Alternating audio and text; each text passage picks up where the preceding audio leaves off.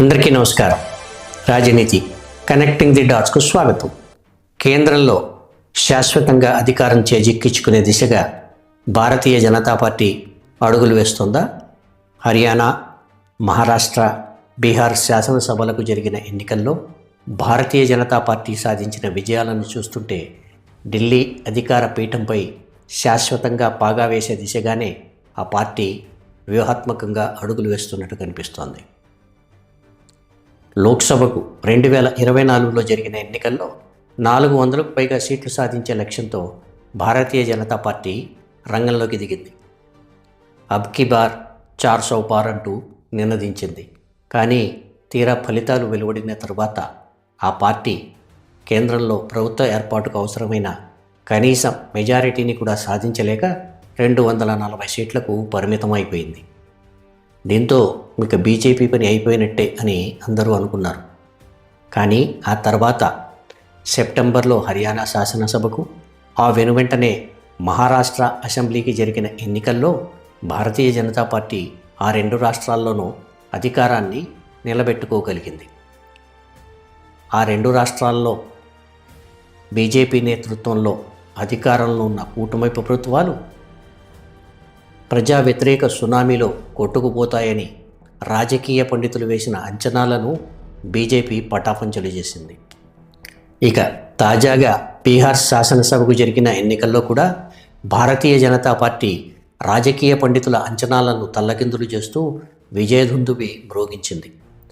ఈ నెల 14వ తేదీన వెలువడిన ఎన్నికల ఫలితాలలో ఆ పార్టీ 89 సీట్లు సాధించి బీహార్ శాసనసభలో అతిపెద్ద పార్టీగా అవతరించింది. భారతీయ జనతా పార్టీ బీహార్ శాసనసభకు 2010లో జరిగిన ఎన్నికల్లో కూడా జనతాదళ్ యునైటెడ్తో కలిసి పోటీ చేసి 91 సీట్లు సాధించింది. అయితే ఆ పార్టీ ఎప్పుడు సాధించిన 91 సీట్ల కన్నా ఇప్పుడు సాధించిన 89 సీట్లకే ప్రాధాన్యత ఎక్కువ.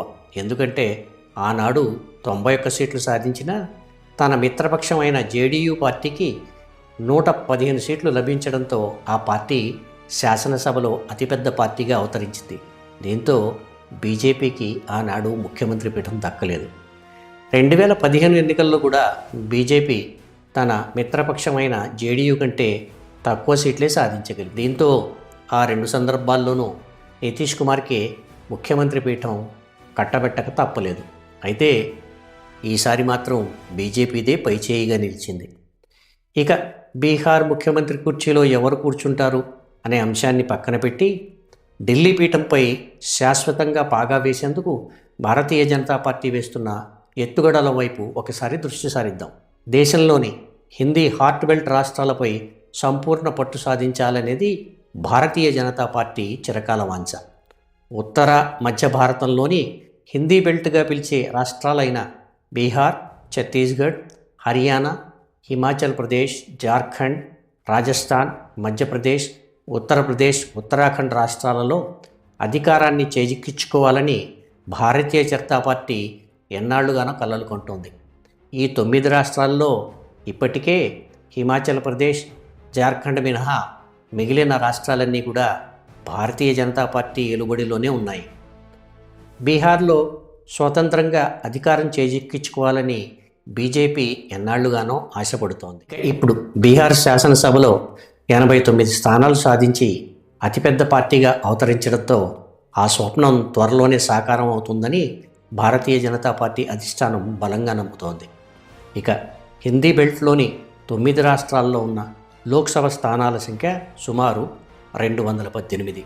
వీటిలో సగానికి పైగా సీట్లను బీజేపీ గత ఎన్నికల్లో గెలుచుకోగలిగింది.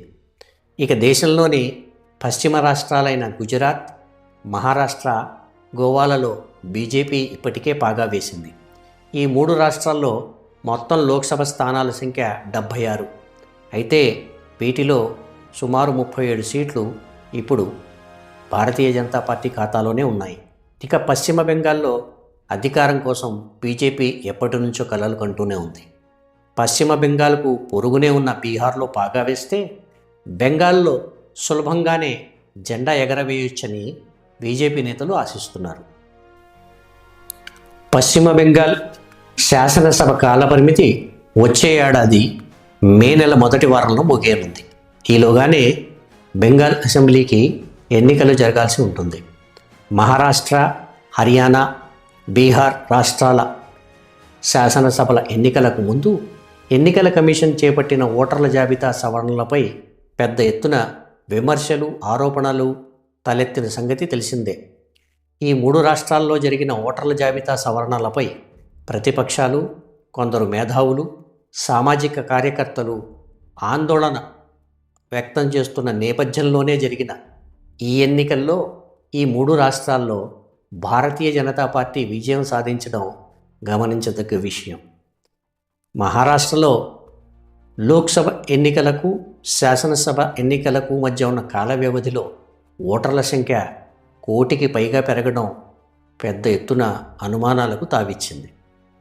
అలాగే మహారాష్ట్ర అసెంబ్లీ ఎన్నికల ఓట్ల లెక్కింపు మొదలు కావడానికి కొద్ది గంటల ముందే ఎన్నికల సంఘం ఓట్ల శాతం పెరిగిందని ప్రకటించడం కూడా అనుమానాలను రేకెత్తించింది. అసోసియేషన్ ఫర్ డెమోక్రటిక్ రైట్స్ వంటి సంస్థలు, పరకాల ప్రభాకర్ వంటి సామాజికవేత్తలు చివరి క్షణంలో ఓట్ల శాతం పెరిగినట్టు ఎన్నికల సంఘం ప్రకటించడాన్ని తప్పుపట్టారు. ఎన్నికల సంఘం చర్యతో మొత్తం పోలైన ఓట్లకు అదనంగా 75 లక్షల ఓట్లు జత అయ్యాయని, దీంతో మహారాష్ట్రలో ఫలితాలు తారుమారు అయ్యాయని ఆరోపణలు కూడా వెల్లువెత్తాయి. హర్యానాలో కూడా 25 లక్షల ఓట్ల చోరీ జరిగిందని కాంగ్రెస్ అధినేత రాహుల్ గాంధీ ఆరోపించారు. బీహార్లో 65 లక్షల ఓట్లు అక్రమంగా తొలగించారని, 1 కోటికి పైగా నకిలీ ఓటర్లను చేర్చారని ఎన్నికల సంఘంపై ఆరోపణలు వెల్లువెత్తాయి. పశ్చిమ బెంగాల్లో కూడా ఎన్నికలకు ముందే ఎస్ఐఆర్ చేపడతామని ఇప్పటికే ఎన్నికల కమిషన్ ప్రకటించింది. పశ్చిమ బెంగాల్తో పాటుగా వచ్చే ఏడాదిలో అస్సాం, తమిళనాడు, కేరళ, పాండిచ్చేరి రాష్ట్రాల శాసనసభలకు కూడా ఎన్నికలు జరగాల్సి ఉంటుంది. అస్సాంలో ఇప్పటికే బీజేపీ అధికారంలో ఉంది. బెంగాల్తో పాటుగానే తమిళనాడు, పాండిచ్చేరి, కేరళతో సహా 11 రాష్ట్రాల్లో ఎస్ఐఆర్ నిర్వహిస్తామని ఎన్నికల కమిషన్ ప్రకటించింది. అస్సాంలో మాత్రం ఎస్ఐఆర్ అవసరం లేదని ఎన్నికల సంఘం అంటోంది. ఇవన్నీ ఒకెత్తైతే బీజేపీ అధినాయకత్వం మాత్రం బెంగాల్ అసెంబ్లీకి వచ్చే ఏడాది మార్చి, మే నెలల మధ్య జరగబోయే ఎన్నికల్లో అధికారం చేజిక్కించుకునే దిశగా వ్యూహరచన చేస్తుంది. 26 में ये ममता बनर्जी की सरकार को मूल समेत उखाड़कर हम फेंक देंगे. పశ్చిమ బెంగాల్ను దక్కించుకోగలిగితే ఇక తమ పార్టీకి దేశంలో తిరుగు ఉండదనేది బీజేపీ అధినాయకత్వం ఆలోచన. పశ్చిమ బెంగాల్లో బీజేపీ అధికారంలోకి వస్తే ఆ వెనువెంటనే బీజేపీ అడుగులు 1 నేషన్ 1 ఎలక్షన్ దిశగా కదలవచ్చనే వార్త ఒకటి ఢిల్లీ బీజేపీ నేతల్లో ప్రచారంలో ఉంది. ఎందుకంటే దేశంలోని మొత్తం 28 రాష్ట్రాలలో బీజేపీ సుమారు 14 రాష్ట్రాల్లో అధికారంలో ఉంది. ఆంధ్రప్రదేశ్, బీహార్లలో మిత్రపక్షాలతో అధికారం పంచుకుంటోంది. ప్రస్తుతానికి బీహార్ ముఖ్యమంత్రి పదవి నితీష్ కుమార్కు ఇచ్చినా బెంగాల్ ఎన్నికలలోగానే బీజేపీ అభ్యర్థి సీఎం కుర్చీలో కూర్చునే అవకాశాలను త్రోసిపుచ్చలేమని రాజనీతిజ్ఞులు అంటున్నారు.